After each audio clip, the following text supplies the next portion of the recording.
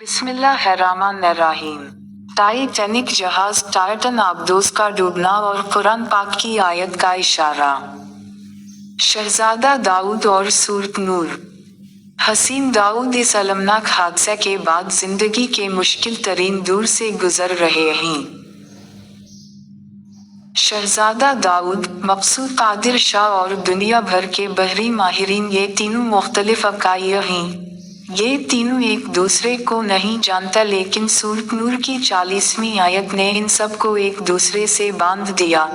Titan आबदोस जून 18 को Canada के इलाके न्यूफाउंडलैंड से 400 मील दूर डूब गई, लेकिन ये डूबते डूबते कुरान मजीद का एक और राज खोल गई। इसने दुनिया को हक़ानियत की एक और मिसाल दे दी। शहजादा दाऊद पाकिस्तान के अमीर तरीन बिजनेसमैन हसीन दाऊद के साहिबजादे हैं। हसीन दाऊद खरबपति हैं। ये बिजली, food and agriculture, petrochemical, chemical storage, solar energy, information technology और डिजिटल शुबों में कारोबार करते हैं।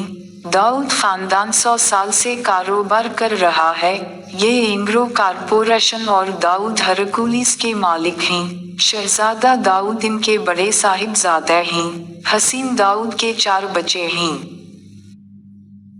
सबरीना, शहजादा, उज़्मी और समद। शहजादा दाऊद की उम्र 48 साल थी।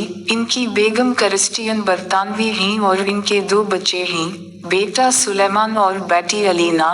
ये लोग बरतानिया में रहते हैं। हसीन दाऊद ने 2021 में शहजादा को एंग्रो का नायब चेयरमैन बना दिया। शहजादा गैरमामूली इंसान थे। इन्हें फोटोग्राफी और जानवर पालने का शौक था। ये नेचर लवर भी थे और फलाह व बहबूद के बेतहाशा काम भी करते थे। ये अपने 19 साला बेटे सुलेमान के साथ 18 जून 2023 को टाइटैनिक का मलबा देखने के लिए टाइटन आबदोस के जरिए समंदर में उतरे और फिर बाहर नहीं आ सके। ये आबदोस ओशन गेट कंपनी की मलकियत थी और इसका चीफ एग्जीक्यूटिव अफसर स्टाकन रश भी इनके साथ था। आबदोस में 5 लोगों की गुंजाइश थी और इसमें 5 ही लोग थे, 3 मुसाफिर और 2 अमले के लोग। शहजादा, सुलेमान और बरतानवी अरबपति हमीश हारडनग आबदोस को पाल हिंदी चला रहा था, जबकि चीफ एग्जीक्यूटिव अफसर स्टाकन रश भी इनके साथ था। ओशन गेट 2021 से अरबपतियों को समंदर की तह में 3300 मीटर नीचे टाइटैनिक के मलबे की सैर करा रही थी। टाइटैनिक 1912 में दुनिया का सबसे बड़ा और जदीद बहरी जहाज था। ये जहाज अपने पहले सफर के दौरान ही न्यूफाउंडलैंड से 400 नॉटिकल मील दूर बर्फ के पहाड़ से टकरा कर तबाह हो गया और इसका मलबा 3500 मीटर गहराई में डूब गया। जहाज पर 2000 मुसाफिर सवार थे। इनमें से 1500 डूबकर मर गए। टाइटैनिक का मलबा 1985 में दरियाफ्त हुआ और ओशन गेट ने 2021 से दुनिया भर के अमरा को इसकी सैर करानी शुरू कर दी। ये सैर 10,500 किलोग्राम वजनी और 21 फीट चौड़ी आबदोस टाइटन में कराई जाती थी, जिसमें 96 घंटों का लाइफ सिस्टम मौजूद होता था और कंपनी फी के $2.5 लाख वसूल करती थी। आबदोस समंदर में 13,100 फीट गहराई में जा सकती थी। शहजादा दाऊद और सुलेमान दाऊद जून 18 को बहरी जहाज MV पोलर प्रिंस के जरिए टाइटन में सवार हुए और आबदोस पानी में उतर गई। 1 घंटा 45 मिनट बाद आबदोस का कंट्रोल रूम से राबिता टूट गया। अमरीकी बहरिया ने इस वक्त अपने लॉन्ग रेंज सोनार सिस्टम के जरिए पानी में धमाके की आवाज सुनी थी। अमरीका ने यह सिस्टम 1950 में बहिरे ओकियानुस में रूसी आबदोजों से बचने के लिए लगाया था। आज तक की तहकीकात के मुताबिक आबदोस 1.25 घंटे बाद बातपीलॉजिक जोन बातपलाजिक जोन में धमाके से फट गई थी। ये जोन 3000 मीटर की गहराई में है। आबदोस की दम और लैंडनग फ्रेम टाइटैनिक के मलबे से 1600 फीट के फासले से मिला, ताहम लाशें गायब थीं और ये लाशें सिरे दस्त किसी टेक्नोलॉजी की मदद से दरियाफ्त नहीं हो सकती। کیوں نہیں ہو سکتی؟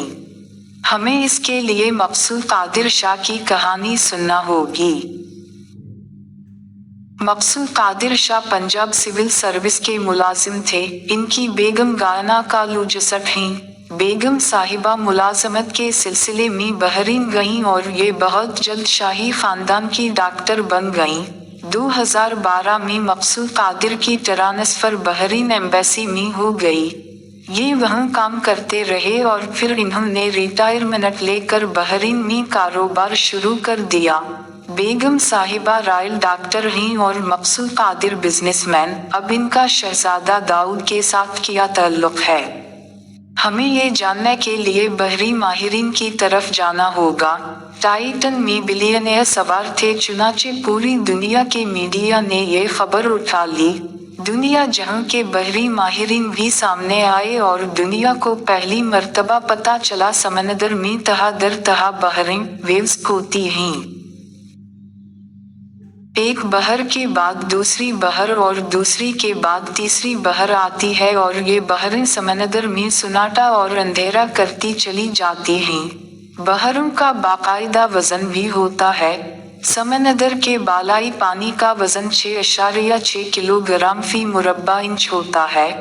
ہر 10 میٹر بعد بحر تبدیل ہو جاتی ہے اور پانی کا وزن دگنا ہو جاتا ہے، یہاں تک کہ 3000 میٹر گہرائی میں جا کر پانی کا وزن دباؤ 300 گنا بڑھ جاتا ہے۔ سمندر میں 2 گھنٹے گہرائی میں سفر کے بعد پانی میں اندھیرے کے ایسے گہرے بادل چھا جاتے ہیں جو میں لفظوں میں بیان نہیں کیا جا سکتا۔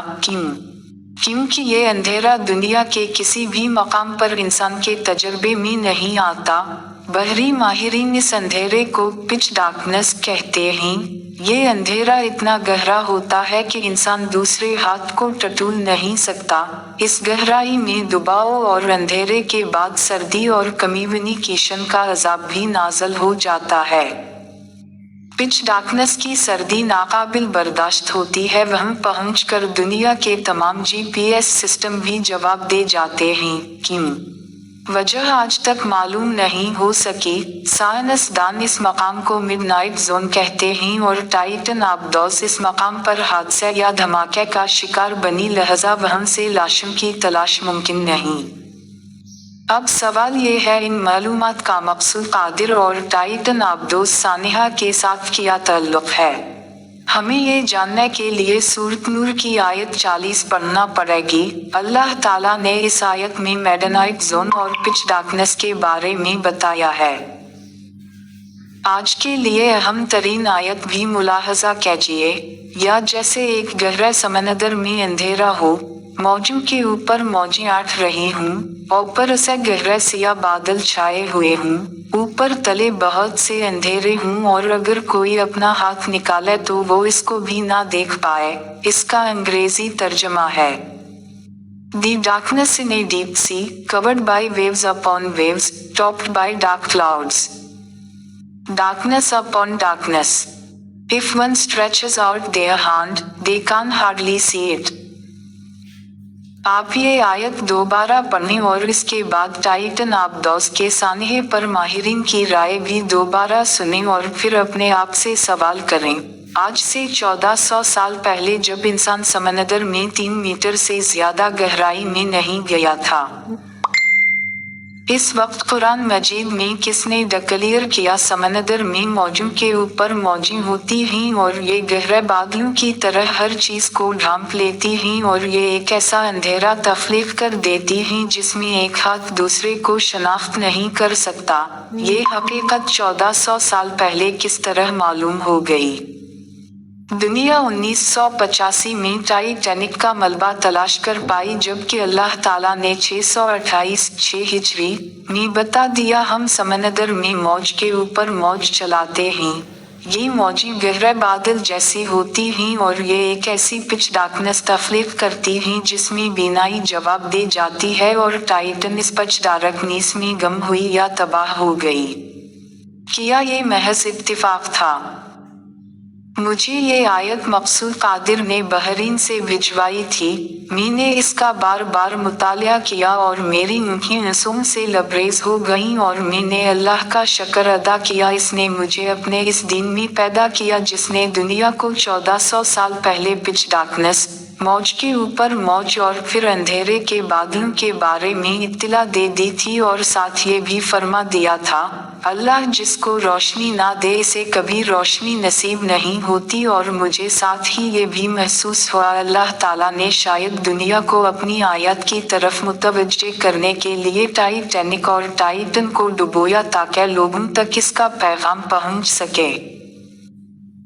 शायद अल्लाह ताला इस सानहे के जरिए आलम इस्लाम को ये इत्तला देना चाहता हो, तुम लोग बिलावजा एहसास कमतरी का शिकार हो और इस एहसास कमतरी में इन लोगों की तरफ देख रहे हो जिन्हें अल्लाह ने ईमान की रोशनी से महरूम रखा हुआ है।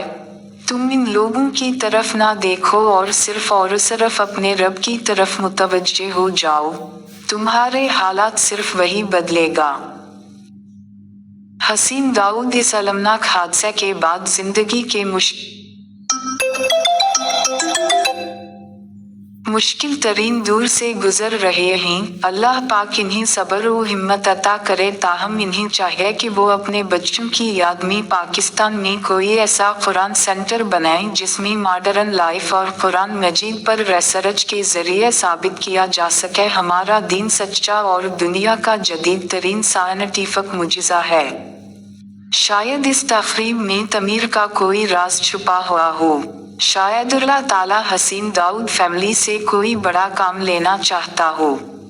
बेशक अल्लाह जिसको रोशनी से नवाजता है इसके जहन से अंधेरे के सारे बादल खुद ब खुद छट जाते हैं और आखिरी बात इंसान को बाज़ औक़ात अपनी मौत के मकाम तक पहुंचने के लिए $2.5 लाख अदा करना पड़ जाता है, इसे अपनी मौत खरीदना पड़ जाती है। Thank you.